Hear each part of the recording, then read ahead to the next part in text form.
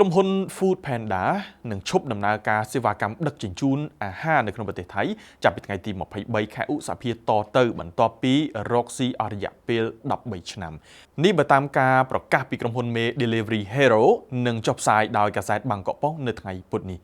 ក្រុមហ៊ុនដែលមានមូលដ្ឋាននៅទីក្រុងបែកឡាំងប្រទេសអាល្លឺម៉ង់មួយនេះបាននិយាយនៅក្នុងសេចក្តីថ្លែងការណ៍មួយថាមូលហេតុដែលនាំឲ្យក្រុមហ៊ុន Food Panda ឈប់ដឹកជញ្ជូនអាហារនៅថៃគឺដោយសារតែក្រុមហ៊ុនរកស៊ីខាតនិងមានការចំណាយច្រើនជាពិសេសប្រទេសដែលមានសេដ្ឋកិច្ចលំដាប់ទី2ប្រចាំតំបន់អាស៊ានមួយនេះមានក្រុមហ៊ុនដឹកជញ្ជូនអាហារខ្លាំងៗដែលពិបាកនឹងរកទីផ្សារប្រកួតប្រជែង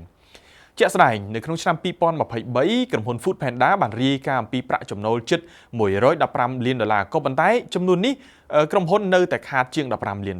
ចំណែកនៅក្នុងរយៈពេល5ឆ្នាំមកនេះពូលគឺចាប់ពីឆ្នាំ2019ដល់ឆ្នាំ2023ក្រុមហ៊ុនខាតបង់ដល់ទៅជិត$400 លាននោះ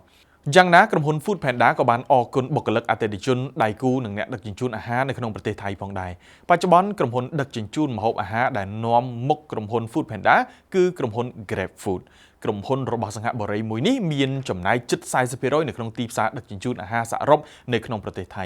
ក្រៅពីប្រទេសថៃក្រុមហ៊ុន Food Panda ក៏បានបិទដំណើរការសេវាកម្មដឹកជញ្ជូននៅក្នុងប្រទេសដាណឺម៉ាក ហ្គាណា ស្លូវ៉ាគី